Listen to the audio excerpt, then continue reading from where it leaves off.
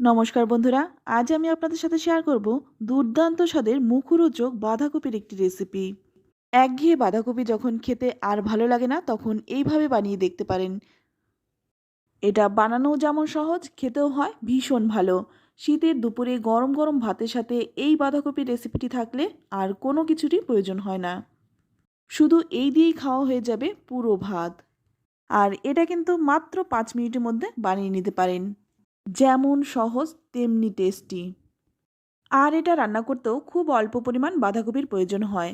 আমি একটা বাঁধাকপির 1/4 ভাগ একদম কুচি কুচি করে কেটে নিলাম। তো আপনারা কিন্তু কম বেশি করে নিতে পারেন। এবার অপর দিকে একটা পাত্রের মধ্যে একটু জল গরম করে নিয়ে এর মধ্যে দিয়ে দিলাম 1 চামচ লবণ।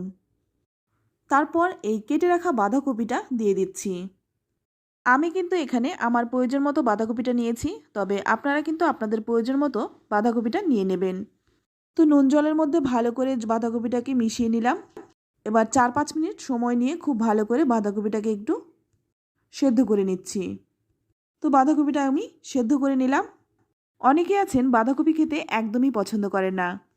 তাদেরকে যদি এইভাবে বানিয়ে দেওয়া হয়, তারা কিন্তু আঙুল চেটে খাবে। এটা বানানোও যেমন সহজ, খেতেও হয় ভীষণ টেস্টি।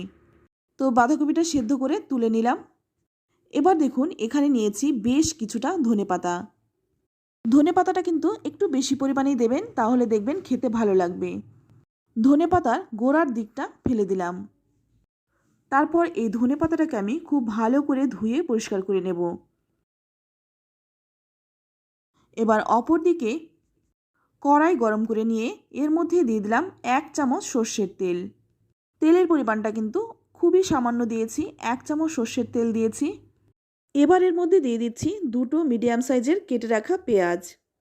আর দিয়ে দিচ্ছি বেশ কয়েকটা রসুন।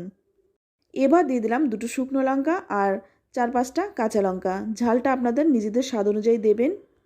আর এখানে দেখুন, আমি নিয়েছি 4-5টা চিংড়ি মাছ। চিংড়ি মাছের খোসাগুলো ছাড়িয়ে তারপর নুন হলুদ মেখে নিলাম। চিংড়ি মাছ দিলে খেতে কিন্তু অনেক বেশি ভালো হয়। এবার এই চিংড়ি মাছগুলো দিয়ে দিচ্ছি। তবে যদি আপনাদের হাতের কাছে চিংড়ি মাছটা না থাকে, সেক্ষেত্রে চিংড়ি মাছটা নাও দিতে পারেন। তবে চিংড়ি মাছ দিলে যে খেতে অনেক বেশি ভালো হয়, সেটা কিন্তু বলার কিছু নেই। তো এটা কিন্তু খুব ভালো করে ভেজে নিতে হবে। তো আপনারা দেখে বুঝতেই পাচ্ছেন, এটা কিন্তু আমি খুব ভালো করে ভেজে নিলাম। আর ভেজে কিন্তু আমি একদম শিলপাটার মধ্যে নিয়ে নিচ্ছি।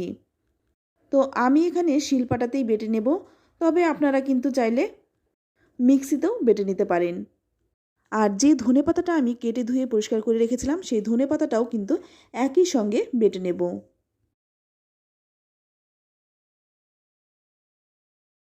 তো দেখুন, এটা কিন্তু একদম মিহি করে বেটে নিলাম। বেটে তুলে নিচ্ছি। অনেকেই আছেন চিংড়ি মাছ খেতে একদমই পছন্দ করে না, তারা কিন্তু চিংড়ি মাছটা বাদ দিয়ে সেম একই রকমভাবে করে নিতে পারেন। তো এটা তো বেটে তুলে নিলাম। এবার দেখুন, যে বাঁধাকপিটা আমি সেদ্ধ করে রেখেছিলাম, সেই বাঁধাকপিটা কিন্তু বেটে নেব। যেহেতু বাঁধাকপিটা আমি সেদ্ধ করে নিয়েছিলাম, তাই বাটতেও কিন্তু একদম সময় লাগে না। খুব অল্প সময়ে কিন্তু বাঁধাকপিটা বাটা হয়ে যায়।